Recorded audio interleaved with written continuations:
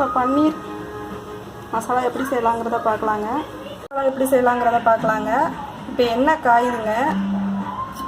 பட்டை, சோம்பு, கிராம்பு எல்லாம் போட்டுக்கலாங்க. ஏலக்காய் ஒன்று போட்டிருக்கேங்க.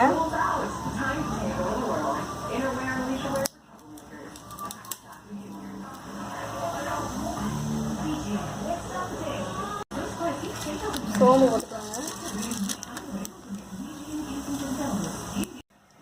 இது நல்லா பொரிஞ்சிருச்சுங்க. இப்போ கருவேப்பிலை போட்டு இப்போ வெங்காயம் போட்டுடலாங்க. இப்போ நல்லா வெங்காயம் பொரிஞ்சிருச்சுங்க. இப்போ இஞ்சி பூண்டு பேஸ்ட்டு சேர்த்துலாங்க. ஒரு ஸ்பூன் இஞ்சி பூண்டு பேஸ்ட்டு,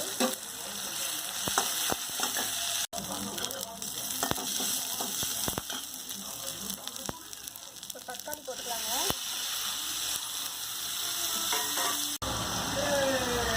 தக்காளி நல்லா வணங்கிடுச்சுங்க. இப்போ ஒரு ஸ்பூன் மிளகாத்தூள்,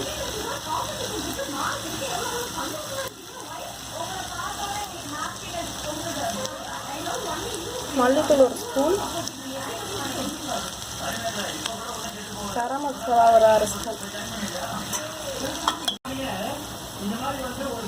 இப்போ தண்ணி ஒரு கிளாஸ் ஊற்றிடலாங்க. நல்லா பச்சை வடை போகட்டும் மசாலாலாம்.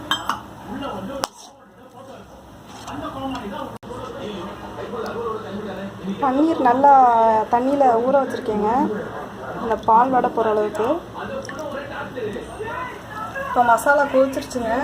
இப்போ பன்னீர் சேர்த்துடலாம்.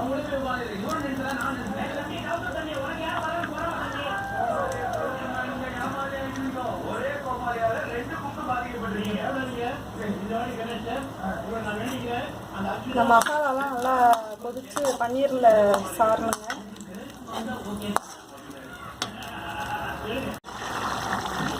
இப்போ நல்லா திக்காகிடுச்சுங்க. அவ்வளோதான், பன்னீர் மசாலா ரெடி. சப்பாத்திக்கு, பரோட்டாவுக்கு, பூரிக்கு சாப்பிட்லாங்க. நல்லா இருக்குங்க. நல்லா உப்பு போட்டுடலாங்க. இது நல்லா கொதிக்கட்டுங்க கிரேவி. இப்போ நல்லா கொதிச்சிருச்சுங்க மசாலா. இப்போ தேங்காய் பால் ஊற்றிடலாங்க. அதில்